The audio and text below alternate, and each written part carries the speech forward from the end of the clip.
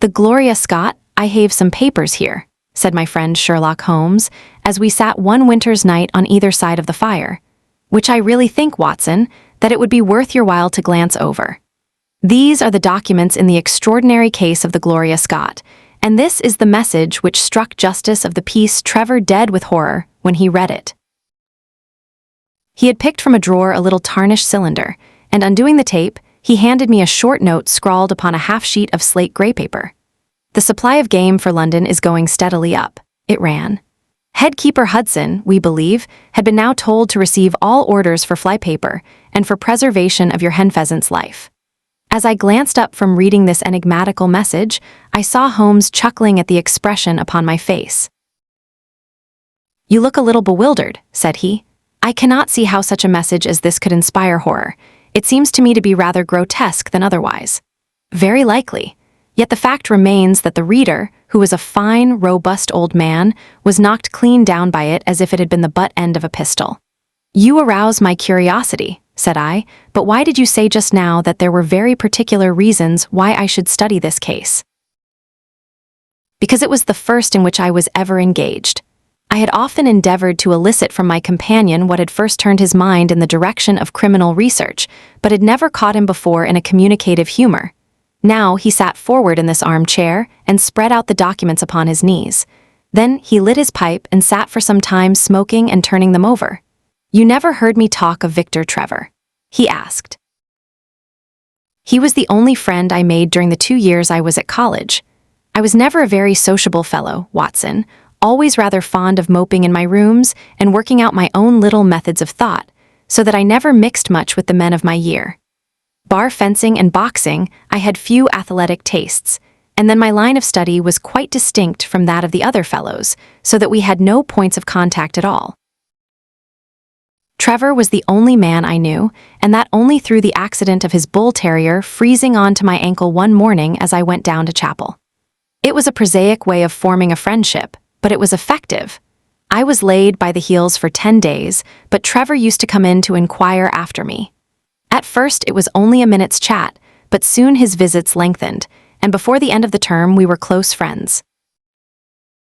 He was a hearty, full-blooded fellow, full of spirits and energy, the very opposite to me in most respects, but we had some subjects in common, and it was a bond of union when I found that he was as friendless as I finally. He invited me down to his father's place at Donnithorpe in Norfolk, and I accepted his hospitality for a month of the long vacation. Old Trevor was evidently a man of some wealth and consideration, a J.P. and a landed proprietor. Donnithorpe is a little hamlet just to the north of Langmere, in the country of the Broads. The house was an old-fashioned, widespread oak-beamed brick building with a fine lime-lined avenue leading up to it.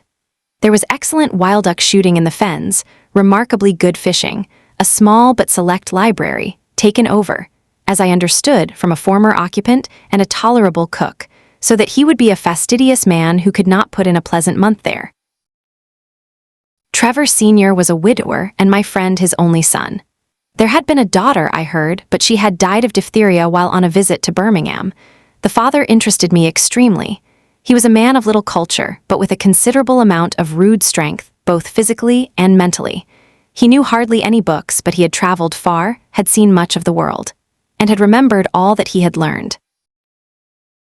In person, he was a thick-set, burly man with a shock of grizzled hair, a brown, weather-beaten face, and blue eyes which were keen to the verge of fierceness.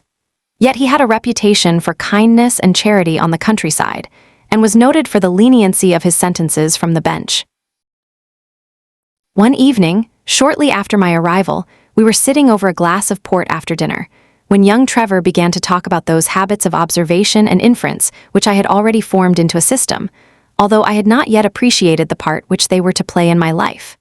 The old man evidently thought that his son was exaggerating in his description of 1 or 2 trivial feats which I had performed. "Come now, Mr. Holmes," said he, laughing good-humoredly. "I'm an excellent subject if you can deduce anything from me." "I fear there is not very much," I answered.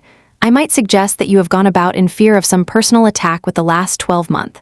The laugh faded from his lips and he stared at me in great surprise. "Well, that's true enough," said he. "You know Victor, turning to his son. "When we broke up that poaching gang, they swore to knife us, and Sir Edward Hawley has actually been attacked." "I've always been on my guard since then, though I have no idea how you know it." "You have a very handsome stick," I answered. "By the inscription I observed that you had not had it more than a year, but you have taken some pains to bore the head of it and pour melted lead into the hole so as to make it a formidable weapon. I argued that you would not take such precautions unless you had some danger to fear." "Anything else?" he asked, smiling. "You have boxed a good deal in your youth." "Right again. How did you know it? Is my nose knocked a little out of the straight?" "No," said I, "it is your ears. They have the peculiar flattening and thickening which marks the boxing man." "Anything else?" "You have done a good deal of digging by your callosities. Made all my money at the gold fields." "You have been in New Zealand." "Right again." "You have visited Japan." "Quite true." "And you have been most intimately associated with someone whose initials were J.A., and whom you afterwards were eager to entirely forget." Mr. Trevor stood slowly up, fixed his large blue eyes upon me with a strange wild stare, and then pitched forward, with his face among the nutshells which strewed the cloth, in a dead faint. You can imagine, Watson, how shocked both his son and I were. His attack did not last long, however, for when we undid his collar and sprinkled the water from one of the finger-glasses over his face, he gave a gasp or two and sat up. "Ah, boys," said he, forcing a smile, "I hope I haven't frightened you. Strong as I look, there is a weak place in my heart, and it does not take much to knock me over. I don't know how you manage this, Mr. Holmes, but it seems to me that all the detectives of fact and of fancy would be children in your hands." "That's your line of life, sir, and you may take the word of a man who has seen something of the world." And that recommendation, with the exaggerated estimate of my ability with which he prefaced it, was, if you will believe me, Watson, the very first thing which ever made me feel that a profession might be made out of what had up to that time been the merest hobby. At the moment, however, I was too much concerned at the sudden illness of my host to think of anything else. "I hope that I have said nothing to pain you," said I. "Well, you certainly touched upon rather a tender point. Might I ask how you know, and how much you know?" He spoke now in a half-jesting fashion, but a look of terror still lurked at the back of his eyes. "It is simplicity itself," said I. "When you bared your arm to draw that fish into the boat, I saw that J.A. had been tattooed in the bend of the elbow." The letters were still legible, but it was perfectly clear from their blurred appearance, and from the staining of the skin round them, that efforts had been made to obliterate them. It was obvious, then, that those initials had once been very familiar to you, and that you had afterwards wished to forget them. "What an eye you have!" he cried, with a sigh of relief. "It is just as you say, but we won't talk of it. Of all ghosts, the ghosts of our old lovers are the worst. Come into the billiard-room and have a quiet cigar." From that day, amid all his cordiality, there was always a touch of suspicion in Mr. Trevor's manner towards me. Even his son remarked it. "You've given the governor such a turn," said he, "that he'll never be sure again of what you know and what you don't know." He did not mean to show it, I am sure, but it was so strongly in his mind that it peeped out at every action. At last I became so convinced that I was causing him uneasiness that I drew my visit to a close. On the very day, however, before I left, an incident occurred which proved in the sequel to be of importance. We were sitting out upon the lawn on garden chairs, the three of us, basking in the sun and admiring the view across the Broads, when a maid came out to say that there was a man at the door who wanted to see Mr. Trevor. "What is his name?" asked my host. He would not give any. "What does he want, then?" "He says that you know him, and that he only wants a moment's conversation." "Show him round here." An instant afterwards there appeared a little wizened fellow with a cringing manner and a shambling style of walking. He wore an open jacket, with a splotch of tar on the sleeve, a red and black check shirt, dungaree trousers, and heavy boots badly worn. His face was thin and brown and crafty, with a perpetual smile upon it, which showed an irregular line of yellow teeth, and his crinkled hands were half-closed in a way that is distinctive of sailors. As he came slouching across the lawn, I heard Mr. Trevor make a sort of hiccuping noise in his throat, and jumping out of his chair, he ran into the house. He was back in a moment, and I smelt a strong reek of brandy as he passed me. "Well, my man," said he, "what can I do for you?" The sailor stood looking at him with puckered eyes and with the same loose-lipped smile upon his face. "You don't know me?" he asked. "Why, dear me, it is surely Hudson," said Mr. Trevor in a tone of surprise. "Hudson it is, sir," said the seaman. Why, it's 30 year and more since I saw you last. Here you are in your house, and me still picking my salt meat out of the harness cask." "Tut, you will find that I have not forgotten old times," cried Mr. Trevor, and walking towards the sailor, he said something in a low voice. "Go into the kitchen," he continued out loud, "and you will get food and drink. I have no doubt that I shall find you a situation." "Thank you, sir," said the seaman, touching his forelock. "I'm just off a 2-year in an 8-knot tramp, short-handed at that, and I wants a rest. I thought I'd get it either with Mr. Beddoes or with you." "Ah," cried Trevor, "you know where Mr. Beddoes is." "Bless you, sir, I know where all my old friends are," said the fellow with a sinister smile, and he slouched off after the maid to the kitchen. Mr. Trevor mumbled something to us about having been shipmate with the man when he was going back to the diggings, and then, leaving us on the lawn, he went indoors. An hour later, when we entered the house, we found him stretched dead drunk upon the dining-room sofa. The whole incident left a most ugly impression upon my mind, and I was not sorry next day to leave Donathorpe behind me, for I felt that my presence must be a source of embarrassment to my friend. All this occurred during the first month of the long vacation. I went up to my London rooms, where I spent 7 weeks working out a few experiments in organic chemistry. One day, however, when the autumn was far advanced and the vacation drawing to a close, I received a telegram from my friend imploring me to return to Donathorpe, and saying that he was in great need of my advice and assistance. Of course, I dropped everything and set out for the north once more. He met me with the dog cart at the station, and I saw at a glance that the last 2 months had been very trying ones for him. He had grown thin and careworn and had lost the loud, cheery manner for which he had been remarkable. "The governor is dying," were the first words he said. "Impossible," I cried. "What is the matter?" "Apoplexy, nervous shock, he's been on the verge all day. I doubt if we shall find him alive." I was, as you may think, Watson, horrified at this unexpected news.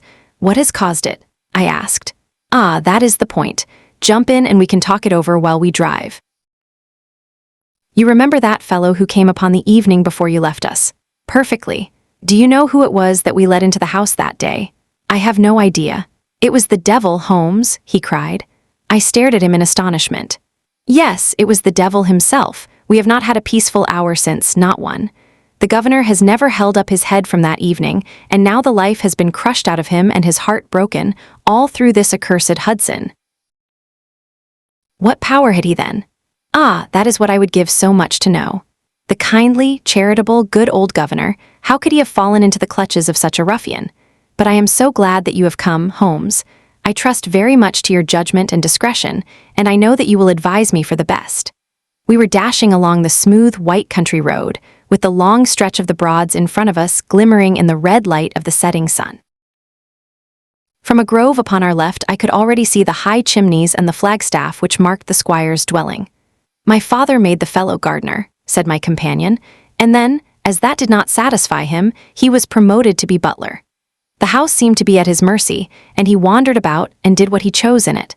The maids complained of his drunken habits and his vile language. The dad raised their wages all round to recompense them for the annoyance.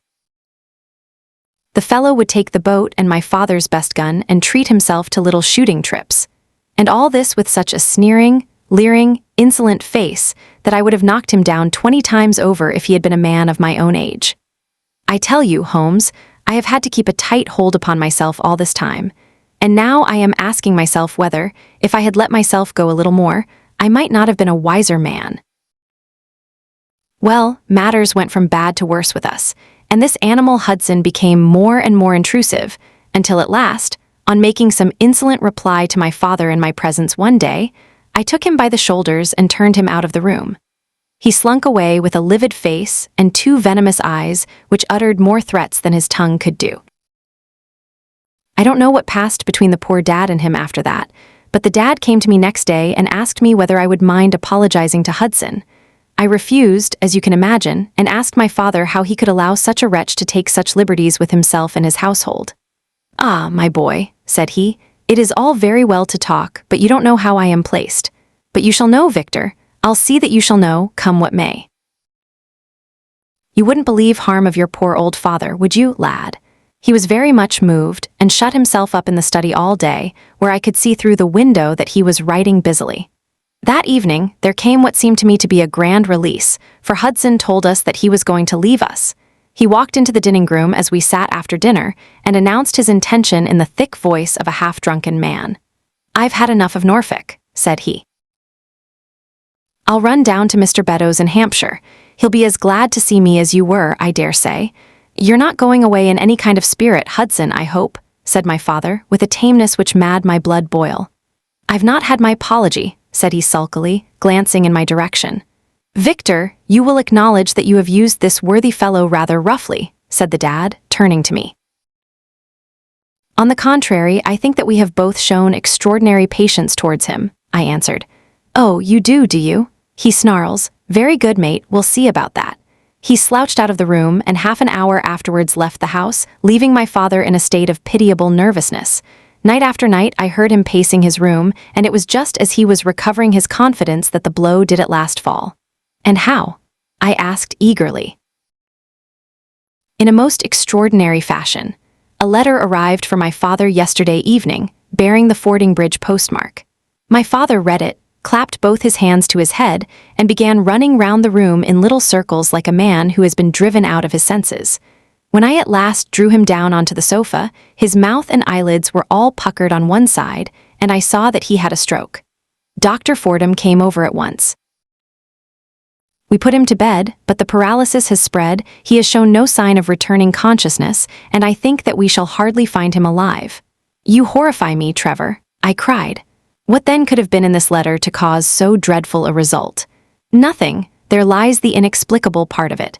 The message was absurd and trivial. Ah, my God, it is as I feared." As he spoke, we came round the curve of the avenue and saw in the fading light that every blind in the house had been drawn down. As we dashed up to the door, my friend's face convulsed with grief. A gentleman in black emerged from it. "When did it happen, doctor?" asked Trevor. "Almost immediately after you left." "Did he recover consciousness?" "For an instant before the end." "Any message for me?" "Only that the papers were in the back drawer of the Japanese cabinet." My friend ascended with the doctor to the chamber of death, while I remained in the study, turning the whole matter over and over in my head, and feeling as somber as ever I had done in my life. What was the past of this Trevor, pugilist, traveler, and gold digger, and how had he placed himself in the power of this acid-faced seaman? Why, too, should he faint at an allusion to the half-effaced initials upon his arm, and die of fright when he had a letter from Fordingham? Then I remembered that Fordingham was in Hampshire, and that this Mr. Beddoes, whom the seaman had gone to visit and presumably to blackmail, had also been mentioned as living in Hampshire. The letter, then, might either come from Hudson, the seaman, saying that he had betrayed the guilty secret which appeared to exist, or it might come from Beddoes, warning an old confederate that such a betrayal was imminent. So far it seemed clear enough. But then how could this letter be trivial and grotesque, as described by the Sun? He must have misread it. If so, it must have been one of those ingenious secret codes which mean one thing while they seem to mean another. I must see this letter. If there were a hidden meaning in it, I was confident that I could pluck it forth. For an hour I sat pondering over it in the gloom, until at last a weeping maid brought in a lamp, and close at her heels came my friend Trevor, pale but composed, with these very papers which lie upon my knee held in his grasp. He sat down opposite to me, drew the lamp to the edge of the table, and handed me a short note scribbled, as you see, upon a single sheet of grey paper. "The supply of game for London is going steadily up," it ran. "Headkeeper Hudson, we believe, has been now told to receive all orders for fly paper and for preservation of your hen pheasant's life." I dare say my face looked as bewildered as yours did just now when first I read this message. Then I reread it very carefully. It was evidently as I had thought, and some secret meaning must lie buried in this strange combination of words. Or could it be that there was a prearranged significance to such phrases as fly paper and hen pheasant? Such a meaning would be arbitrary and could not be deduced in any way. And yet I was loath to believe that this was the case, and the presence of the word Hudson seemed to show that the subject of the message was as I had guessed, and that it was from Beddoes rather than the sailor. I tried it backwards, but the combination life pheasant's hen was not encouraging. Then I tried alternate words, but neither the of for nor supply game London promised to throw any light upon it. And then in an instant the key of the riddle was in my hands, and I saw that every third word beginning with the first would give a message which might well drive old Trevor to despair. It was short and terse, the warning, as I now read it to my companion: "The game is up. Hudson has told all, fly for your life." Victor Trevor sank his face into his shaking hands. "It must be that, I suppose," said he. "This is worse than death, for it means disgrace as well." But what is the meaning of these headkeepers and hen pheasants? It means nothing to the message, but it might mean a good deal to us if we had no other means of discovering the sender. You see that he has begun by writing the game, is, and so on. Afterwards he had, to fulfill the prearranged cipher, to fill in any 2 words in each space. He would naturally use the first words which came to his mind, and if there were so many which referred to sport among them, you may be tolerably sure that he is either an ardent shot or interested in breeding. "Do you know anything of this, Beddoes?" "Why, now that you mention it," said he, "I remember that my poor father used to have an invitation from him to shoot over his preserves every autumn." "Then it is undoubtedly from him that the note comes," said I. "It only remains for us to find out what this secret was which the sailor Hudson seems to have held over the heads of these 2 wealthy and respected men. Alas, Holmes, I fear that it is one of sin and shame," cried my friend, "but from you I shall have no secrets. Here is the statement which was drawn up by my father when he knew that the danger from Hudson had become imminent. I found it in the Japanese cabinet, as he told the doctor. Take it and read it to me, for I have neither the strength nor the courage to do it myself. These are the very papers, Watson, which he handed to me, and I will read them to you, as I read them in the old study that night to him. They are endorsed outside, as you see, some particulars of the voyage of the bark Gloria Scott, from her leaving Falmouth on the 8th October, 1855, to her destruction in N. Lat. 1520 W. Long, 2514 on Nov. 6th. It is in the form of a letter and runs in this way. My dear, dear son, now that approaching disgrace begins to darken the closing years of my life, I can write with all truth and honesty that it is not the terror of the law. It is not the loss of my position in the county, nor is it my fall in the eyes of all who have known me, which cuts me to the heart. But it is the thought that you should come to blush for me, you who love me and who have seldom, I hope, had reason to do other than respect me. But if the blow falls which is forever hanging over me, then I should wish you to read this, that you may know straight from me how far I have been to blame. On the other hand, if all should go well, which may kind God Almighty grant, then if by any chance this paper should be still undestroyed and should fall into your hands, I conjure you, by all you hold sacred, by the memory of your dear mother, and by the love which had been between us, to hurl it into the fire and to never give one thought to it again. If then your eye goes on to read this line, I know that I shall already have been exposed and dragged from my home, or as is more likely, for you know that my heart is weak, by lying with my tongue sealed forever in death. In either case the time for suppression is past, and every word which I tell you is the naked truth, and this I swear as I hope for mercy. My name, dear lad, is not Trevor. I was James Armitage in my younger days, and you can understand now the shock that it was to me a few weeks ago when your college friend addressed me in words which seemed to imply that he had surprised my secret. As Armitage it was that I entered a London banking house, and as Armitage I was convicted of breaking my country's laws and was sentenced to transportation. Do not think very harshly of me, laddie. It was a debt of honor, so called, which I had to pay, and I used money which was not my own to do it, in the certainty that I could replace it before there could be any possibility of its being missed. But the most dreadful ill luck pursued me. The money which I had reckoned upon never came to hand, and a premature examination of accounts exposed my deficit. The case might have been dealt leniently with, but the laws were more harshly administered 30 years ago than now, and on my 23rd birthday, I found myself chained as a felon with 37 other convicts in 'tween decks of the bark Gloria Scott, bound for Australia. It was the year 55 when the Crimean War was at its height, and the old convict ships had been largely used as transports in the Black Sea. The government was compelled, therefore, to use smaller and less suitable vessels for sending out their prisoners. The Gloria Scott had been in the Chinese tea trade, but she was an old-fashioned, heavy-bowed, broad-beamed craft, and the new clippers had cut her out. She was a 500-ton boat, and besides her 38 jailbirds, she carried 26 of a crew, 18 soldiers, a captain, 3 mates, a doctor, a chaplain, and 4 warders. Nearly 100 souls were in her, all told, when we set sail from Falmouth. The partitions between the cells of the convicts, instead of being of thick oak, as is usual in convict ships, were quite thin and frail. The man next to me, upon the aft side, was one whom I had particularly noticed when we were led down the quay. He was a young man with a clear, hairless face, a long, thin nose, and rather nutcracker jaws. He carried his head very jauntily in the air, had a swaggering style of walking, and was, above all else, remarkable for his extraordinary height. I don't think any of our heads would have come up to his shoulder, and I am sure that he could not have measured less than 6.5 feet. It was strange among so many sad and weary faces to see one which was full of energy and resolution. The sight of it was to me like a fire in a snowstorm. I was glad then to find that he was my neighbor, and gladder still when, in the dead of the night, I heard a whisper close to my ear, and found that he had managed to cut an opening in the board which separated us. "Hullo, chummy," said he. "What's your name, and what are you here for?" I answered him and asked in turn who I was talking with. "I'm Jack Prendergast," said he, "and by God, you'll learn to bless my name before you've done with me." I remembered hearing of his case, for it was one which had made an immense sensation throughout the country some time before my own arrest. He was a man of good family and of great ability, but on incurably vicious habits, who had by an ingenious system of fraud obtained huge sums of money from the leading London merchants. "Ha, ha, you remember my case," said he proudly. "Very well indeed.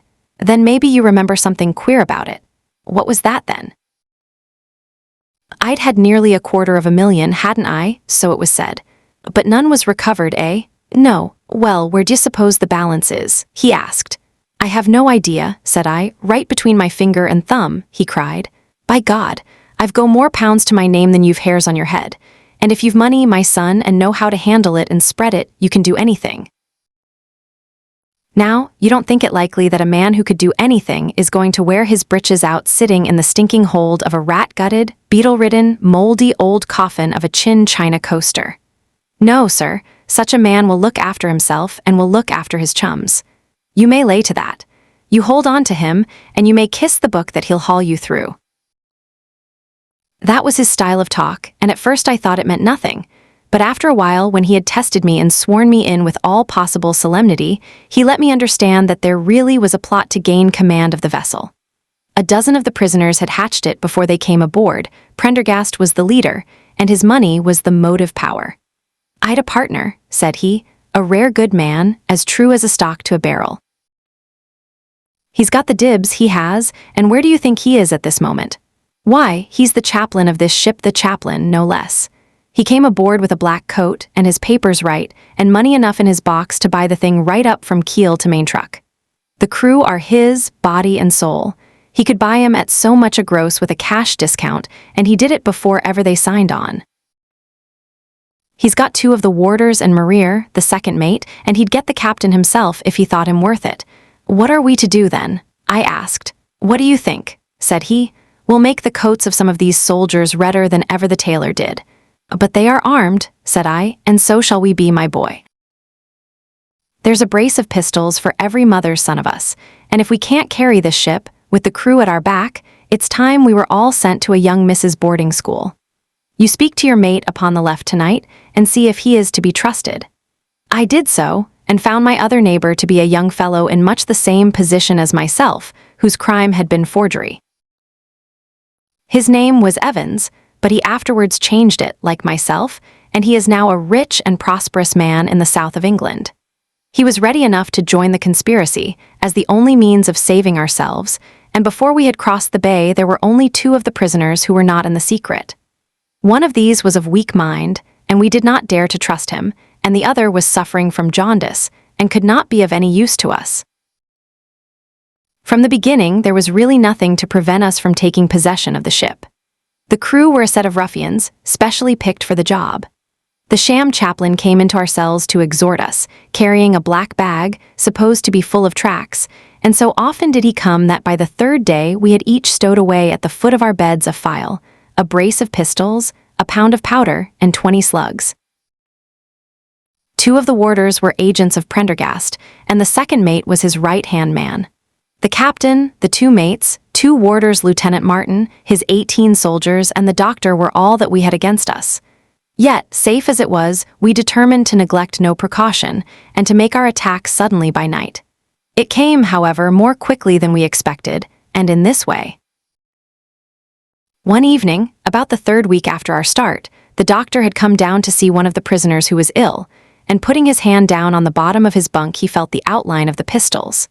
If he had been silent, he might have blown the whole thing, but he was a nervous little chap, so he gave a cry of surprise and turned so pale that the man knew what was up in an instant and seized him.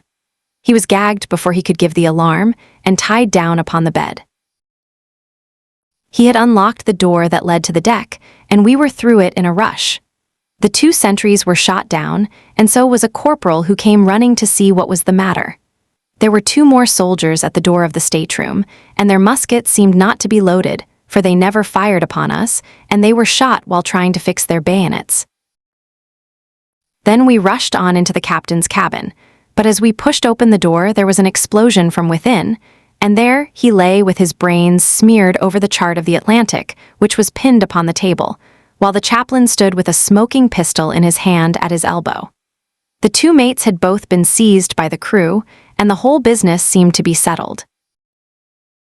The stateroom was next the cabin, and we flocked in there and flopped down on the settees, all speaking together, for we were just mad with the feeling that we were free once more.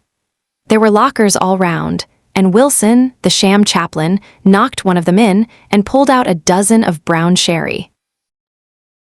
We cracked off the necks of the bottles, poured the stuff out into tumblers, and were just tossing them off, when in an instant without warning there came the roar of muskets in our ears, and the saloon was so full of smoke that we could not see across the table. When it cleared again, the place was a shambles. Wilson and 8 others were wriggling on the top of each other on the floor, and the blood and the brown sherry on that table turn me sick now when I think of it. We were so cowed by the sight that I think we should have given the job up if had not been for Prendergast. He bellowed like a bull and rushed for the door with all that were left alive at his heels. Out we ran, and there on the poop were the lieutenant and 10 of his men. The swing skylights above the saloon table had been a bit open, and they had fired on us through the slit. We got on them before they could load, and they stood to it like men, but we had the upper hand of them, and in 5 minutes it was all over. My God, was there ever a slaughterhouse like that ship? Prendergast was like a raging devil, and he picked the soldiers up as if they had been children and threw them overboard alive or dead. There was one sergeant that was horribly wounded and yet kept on swimming for a surprising time, until someone in mercy blew out his brains. When the fighting was over, there was no one left of our enemies except just the warders, the mates, and the doctor. It was over them that the great quarrel arose. There were many of us who were glad enough to win back our freedom, and yet who had no wish to have murder on our souls. It was one thing to knock the soldiers over with their muskets in their hands, and it was another to stand by while men were being killed in cold blood. 8 of us, 5 convicts and 3 sailors, said that we would not see it done. But there was no moving Prendergast and those who were with him. Our only chance of safety lay in making a clean job of it, said he, and he would not leave a tongue with power to wag in a witness box. It nearly came to our sharing the fate of the prisoners, but at last he said that if we wished we might take a boat and go. We jumped at the offer, for we were already sick of these bloodthirsty doings, and we saw that there would be worse before it was done. We were given a suit of sailor togs each, a barrel of water, 2 casks, one of junk and one of biscuits, and a compass. Prendergast threw us over a chart, told us that we were shipwrecked mariners whose ship had foundered in lat. 15 and long, 25 west, and then cut the painter and let us go. And now I come to the most surprising part of my story, my dear son. The seamen had hauled the foreyard aback during the rising, but now as we left them they brought it square again, and as there was a light wind from the north and east the bark began to draw slowly away from us. Our boat lay, rising and falling, upon the long, smooth rollers, and Evans and I, who were the most educated of the party, were sitting in the sheets working out our position and planning what coast we should make for. It was a nice question, for the Cape de Verds were about 500 miles to the north of us, and the African coast about 700 to the east. On the whole, as the wind was coming round to the north, we thought that Sierra Leone might be best, and turned our head in that direction, the bark being at that time nearly hull down on our starboard quarter. Suddenly, as we looked at her, we saw a dense black cloud of smoke shoot up from her, which hung like a monstrous tree upon the sky line. A few seconds later, a roar like thunder burst upon our ears, and as the smoke thinned away, there was no sign left of the Gloria Scott. In an instant, we swept the boat's head round again and pulled with all our strength for the place where the haze, still trailing over the water, marked the scene of this catastrophe. It was a long hour before we reached it, and at first we feared that we had come too late to save anyone. A splintered boat and a number of crates and fragments of spars, rising and falling on the waves, showed us where the vessel had foundered. But there was no sign of life, and we had turned away in despair when we heard a cry for help, and saw at some distance a piece of wreckage with a man lying stretched across it. When we pulled him aboard the boat, he proved to be a young seaman of the name of Hudson, who was so burned and exhausted that he could give us no account of what had happened until the following morning. It seemed that after we had left, Prendergast and his gang had proceeded to put to death the 5 remaining prisoners. The 2 warders had been shot and thrown overboard, and so also had the 3rd mate. Prendergast then descended into the 'tween decks and with his own hands cut the throat of the unfortunate surgeon. There only remained the 1st mate, who was a bold and active man. When he saw the convict approaching him with the bloody knife in his hand, he kicked off his bonds, which he had somehow contrived to loosen, and rushing down the deck, he plunged into the afterhold. A dozen convicts, who descended with their pistols in search of him, found him with a matchbox in his hand, seated beside an open powder barrel, which was one of 100 carried on board, and swearing that he would blow all hands up if he were in any way molested. An instant later the explosion occurred, though Hudson thought it was caused by the misdirected bullet of one of the convicts rather than the mate's match. Be the cause what I may, it was the end of the Gloria Scott and of the rabble who held command of her. Such, in a few words, my dear boy, is the history of this terrible business in which I was involved. Next day we were picked up by the brig Hotspur, bound for Australia, whose captain found no difficulty in believing that we were the survivors of a passenger ship which had foundered. The transport ship Gloria Scott was set down by the Admiralty as being lost at sea, and no word has ever leaked out as to her true fate.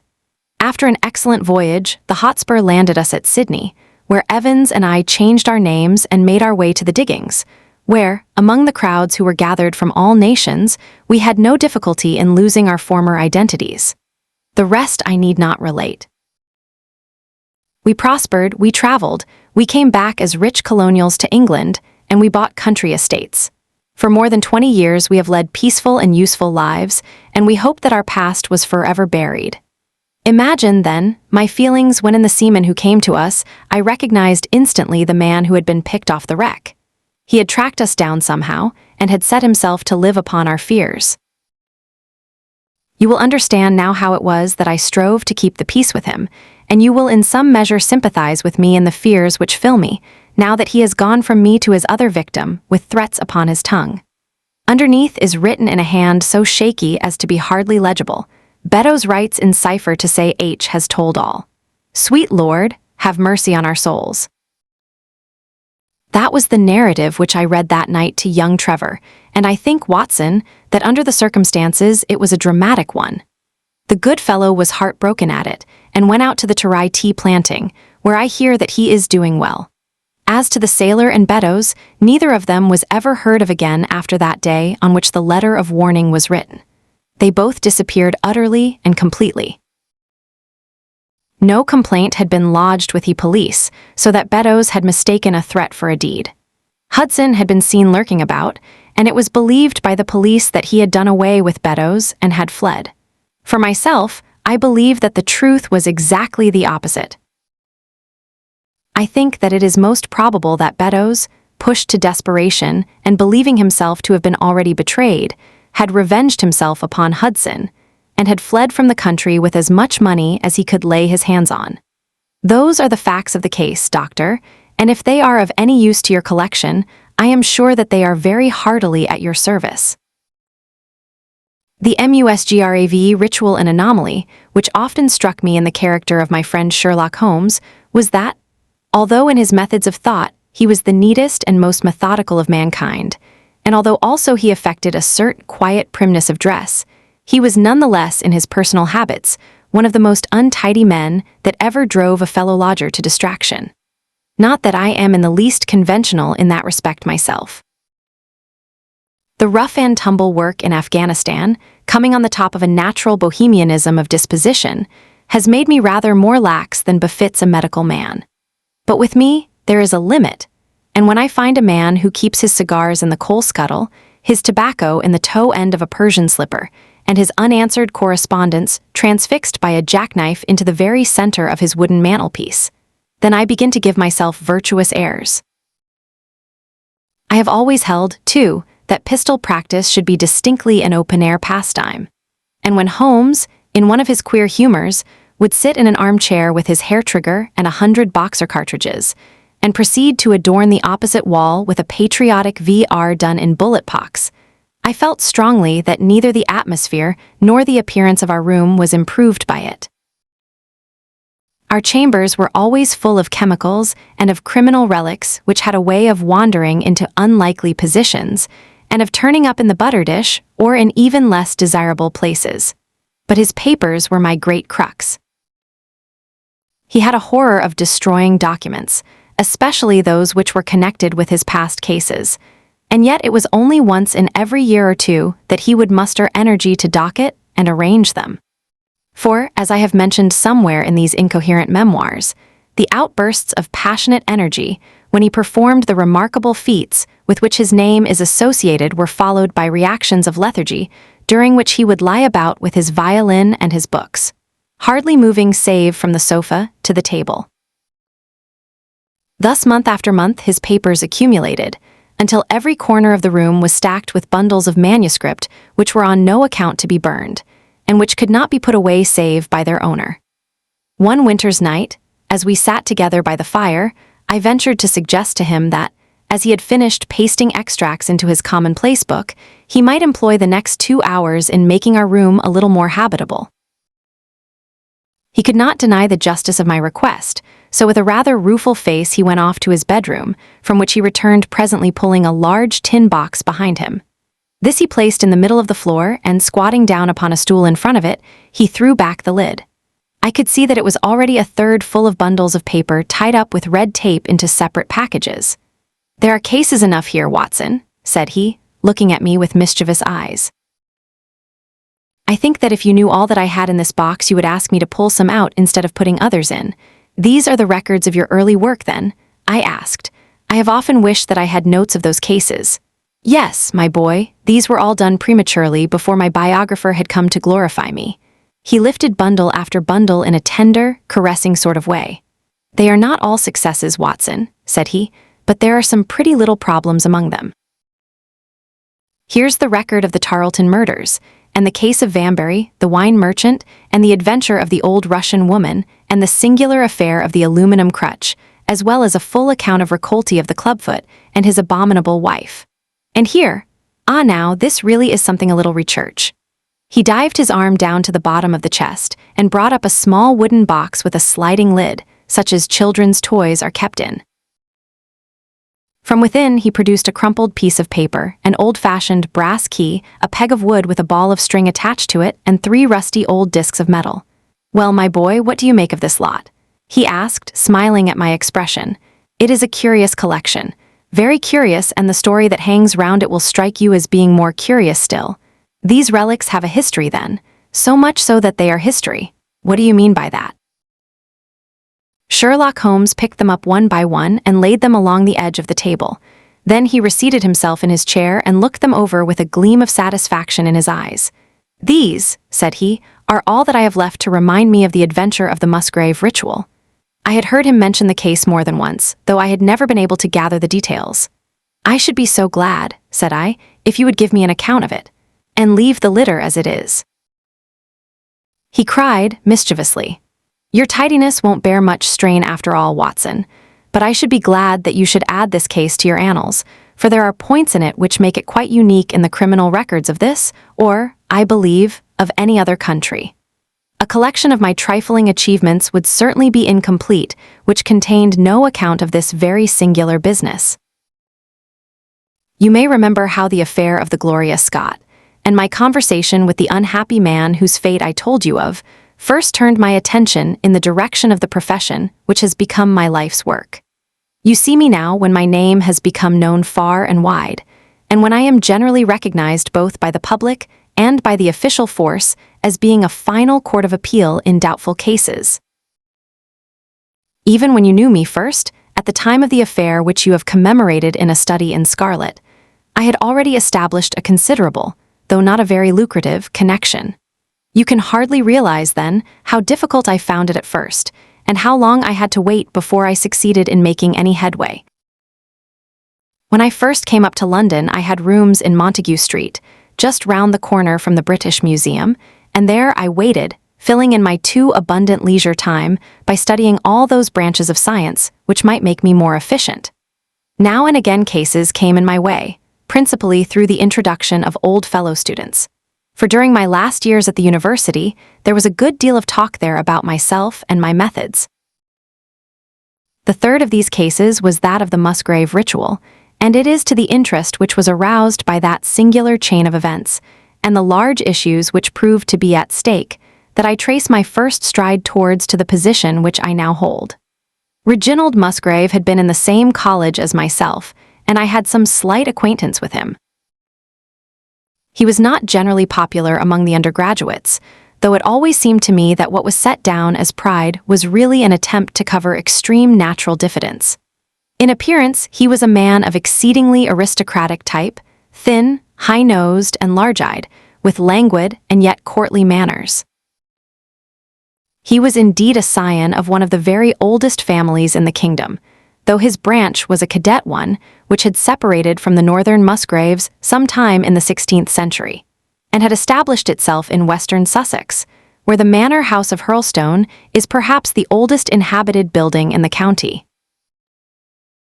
Something of his birthplace seemed to cling to the man, and I never looked at his pale, keen face or the poise of his head without associating him with grey archways and mullioned windows and all the venerable wreckage of a feudal keep. Once or twice, we drifted into talk, and I can remember that more than once he expressed a keen interest in my methods of observation and inference. For 4 years, I had seen nothing of him until one morning he walked into my room in Montague Street. He had changed little, was dressed like a young man of fashion. He was always a bit of a dandy and preserved the same quiet, suave manner which had formerly distinguished him. "How has all gone with you, Musgrave?" I asked, after we had cordially shaken hands. "You probably heard of my poor father's death," said he. "He was carried off about 2 years ago.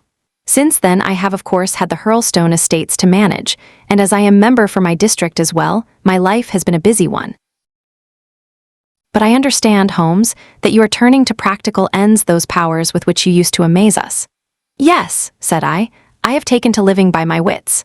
"I am delighted to hear it, for your advice at present would be exceedingly valuable to me. We have had some very strange doings at Hurlstone, and the police have been able to throw no light upon the matter. It is really the most extraordinary and inexplicable business." You can imagine with what eagerness I listened to him, Watson, for the very chance for which I had been panting during all those months of inaction seemed to have come within my reach. In my inmost heart, I believed that I could succeed where others failed, and now I had the opportunity to test myself.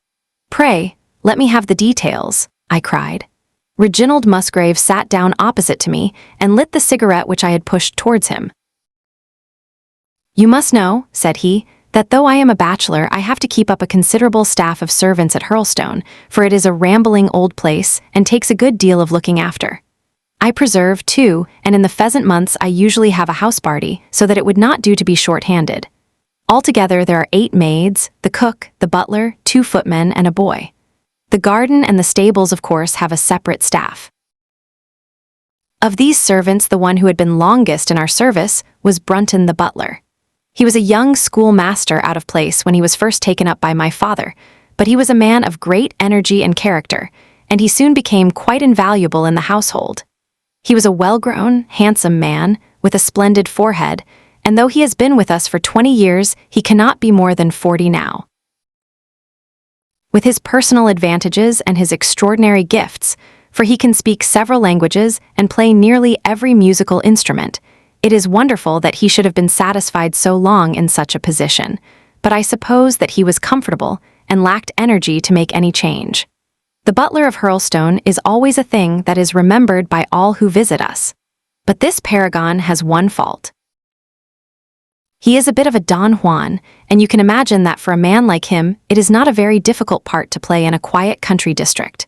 When he was married, it was all right, but since he has been a widower, we have had no end of trouble with him. A few months ago, we were in hopes that he was about to settle down again, for he became engaged to Rachel Howells, our second housemaid. But he has thrown her over since then and taken up with Janet Tregellis, the daughter of the head gamekeeper. Rachel, who is a very good girl, but of an excitable Welsh temperament, had a sharp touch of brain fever and goes about the house now, or did until yesterday, like a black-eyed shadow of her former self. That was our first drama at Hurlstone, but a second one came to drive it from our minds, and it was prefaced by the disgrace and dismissal of Butler Brunton. This was how it came about. I have said that the man was intelligent, and this very intelligence has caused his ruin, for it seems to have led to an insatiable curiosity about things which did not in the least concern him. I had no idea of the lengths to which this would carry him until the merest accident opened my eyes to it. I have said that the house is a rambling one. One day last week on Thursday night, to be more exact, I found that I could not sleep, having foolishly taken a cup of strong café noir after my dinner. After struggling against it until 2 a.m, I felt that it was quite hopeless, so I rose and lit the candle with the intention of continuing a novel which I was reading. The book, however, had been left in the billiard room, so I pulled on my dressing gown and started off to get it. In order to reach the billiard room, I had to descend a flight of stairs, and then to cross the head of a passage which led to the library and the gun room. You can imagine my surprise when, as I looked down this corridor, I saw a glimmer of light coming from the open door of the library. I had myself extinguished the lamp and closed the door before coming to bed. Naturally, my first thought was of burglars.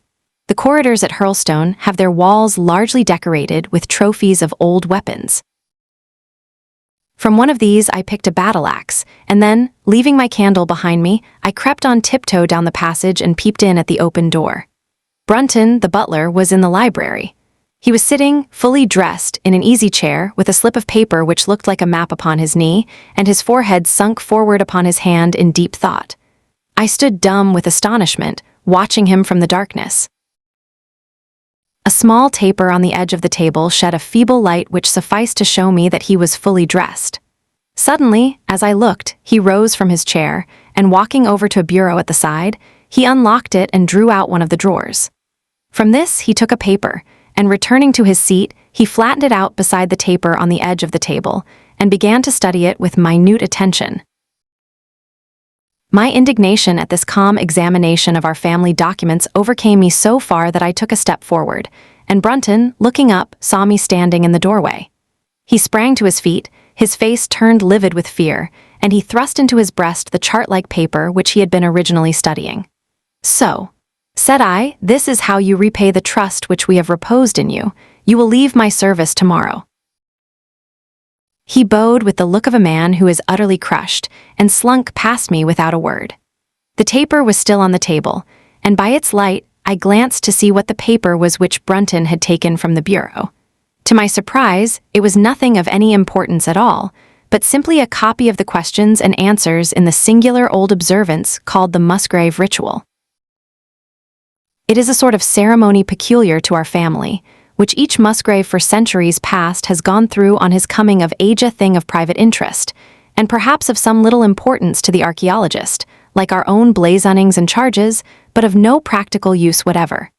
"We had better come back to the paper afterwards," said I, "if you think it really necessary," he answered, with some hesitation. To continue my statement, however, I relocked the bureau, using the key which Brunton had left, and I had turned to go when I was surprised to find that the butler had returned and was standing before me. "Mr. Musgrave, sir," he cried, in a voice which was hoarse with emotion, "I can't bear disgrace, sir. I've always been proud above my station in life, and disgrace would kill me. My blood will be on your head, sir, It will, indeed, if you drive me to despair.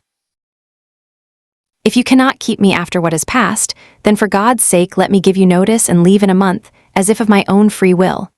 I could stand that, Mr. Musgrave, but not to be cast out before all the folk that I know so well. You don't deserve much consideration, Brunton, I answered. Your conduct has been most infamous. However, as you have been a long time in the family, I have no wish to bring public disgrace upon you. A month, however, is too long. Take yourself away in a week and give what reason you like for going. Only a week, sir, he cried in a despairing voice. A fortnight, say at least a fortnight. A week, I repeated, and you may consider yourself to have been very leniently dealt with. He crept away, his face sunk upon his breast, like a broken man, while I put out the light and returned to my room. For 2 days after this, Brunton was most assiduous in his attention to his duties. I made no allusion to what had passed, and waited with some curiosity to see how he would cover his disgrace. On the third morning, however, he did not appear, as was his custom, after breakfast to receive my instructions for the day. As I left the dining room, I happened to meet Rachel Howells, the maid. I have told you that she had only recently recovered from an illness, and was looking so wretchedly pale and wan that I remonstrated with her for being at work. You should be in bed, I said. Come back to your duties when you are stronger. She looked at me with so strange an expression that I began to suspect that her brain was affected. I am strong enough, Mr. Musgrave, said she. We will see what the doctor says, I answered. You must stop work now, and when you go downstairs just say that I wish to see Brunton. The butler is gone, said she. Gone where? He is gone. No one has seen him. He is not in his room. Oh, yes, he is gone. She fell back against the wall with shriek after shriek of laughter, while I, horrified at this sudden hysterical attack, rushed to the bell to summon help. The girl was taken to her room, still screaming and sobbing, while I made inquiries about Brunton. There was no doubt about it that he had disappeared.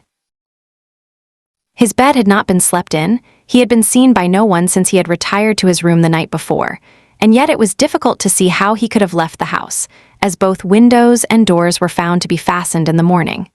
His clothes, his watch, and even his money were in his room, but the black suit which he usually wore was missing. His slippers, too, were gone, but his boots were left behind. Where then could Butler Brunton have gone in the night, and what could have become of him now? Of course we searched the house from cellar to garret, but there was no trace of him. It is, as I have said, a labyrinth of an old house, especially the original wing, which is now practically uninhabited. But we ransacked every room and cellar without discovering the least sign of the missing man. It was incredible to me that he could have gone away leaving all his property behind him, and yet where could he be? I called in the local police, but without success. Rain had fallen on the night before, and we examined the lawn and the paths all round the house, but in vain. Matters were in this state, when a new development quite drew our attention away from the original mystery.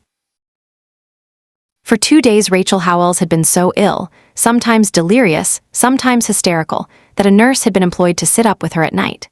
On the third night after Brunton's disappearance, the nurse, finding her patient sleeping nicely, had dropped into a nap in the armchair, when she woke in the early morning to find the bed empty, the window open, and no signs of the invalid.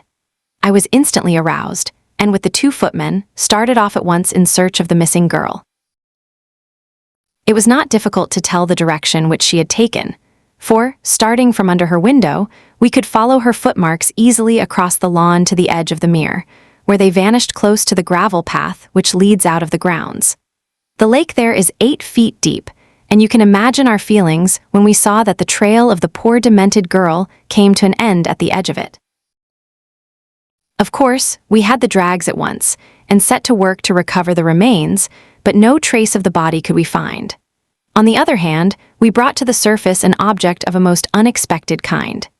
It was a linen bag which contained within it a mass of old rusted and discolored metal and several dull-colored pieces of pebble or glass. This strange find was all that we could get from the mere, and, although we made every possible search and inquiry yesterday, we know nothing of the fate either of Rachel Howells or of Richard Brunton. The county police are at their wits' end, and I have come up to you as a last resource. You can imagine, Watson, with what eagerness I listened to this extraordinary sequence of events, and endeavored to piece them together, and to devise some common thread upon which they might all hang. The butler was gone. The maid was gone. The maid had loved the butler, but had afterwards had cause to hate him. She was of Welsh blood, fiery and passionate. She had been terribly excited immediately after his disappearance. She had flung into the lake a bag containing some curious contents. These were all factors which had to be taken into consideration, and yet none of them got quite to the heart of the matter. What was the starting point of this chain of events? There lay the end of this tangled line. "I must see that paper, Musgrave," said I, "which this butler of your thought it worth his while to consult, even at the risk of the loss of his place." "It is rather an absurd business, this ritual of ours," he answered, "but it has at least the saving grace of antiquity to excuse it. I have a copy of the questions and answers here if you care to run your eye over them." He handed me the very paper which I have here, Watson, and this is the strange catechism to which each Musgrave had to submit when he came to man's estate. I will read you the questions and answers as they stand. Whose was it? His who is gone. Who shall have it? He who will come. Where was the sun? Over the oak. Where was the shadow? Under the elm. How was it stepped? North by 10 and by 10, east by 5 and by 5, south by 2 and by 2, west by 1 and by 1, and so under. What shall we give for it? All that is ours. Why should we give it? For the sake of the trust. The original has no date, but is in the spelling of the middle of the 17th century, remarked Musgrave. I am afraid, however, that it can be of little help to you in solving this mystery. At least, said I, it gives us another mystery, and one which is even more interesting than the first. It may be that the solution of the one may prove to be the solution of the other. You will excuse me, Musgrave, if I say that your butler appears to me to have been a very clever man, and to have had a clearer insight than 10 generations of his masters. I hardly follow you, said Musgrave. The paper seems to me to be of no practical importance. But to me it seems immensely practical, and I fancy that Brunton took the same view. He had probably seen it before that night on which you caught him. It is very possible. We took no pains to hide it. He simply wished, I should imagine, to refresh his memory upon that last occasion.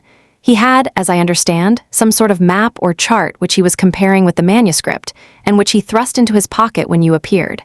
That is true. But what could he have to do with this old family custom of ours, and what does this rigmarole mean? I don't think that we should have much difficulty in determining that, said I.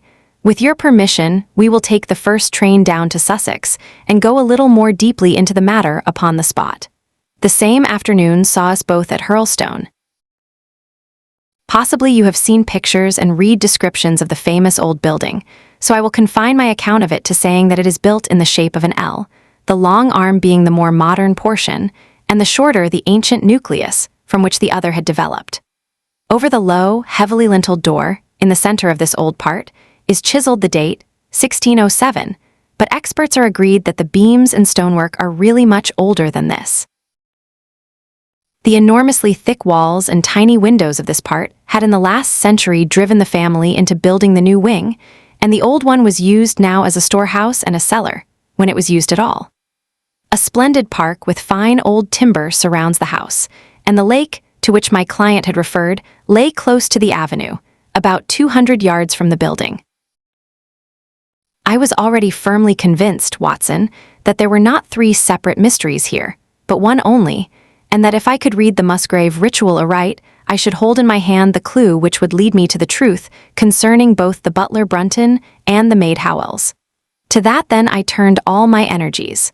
Why should this servant be so anxious to master this old formula?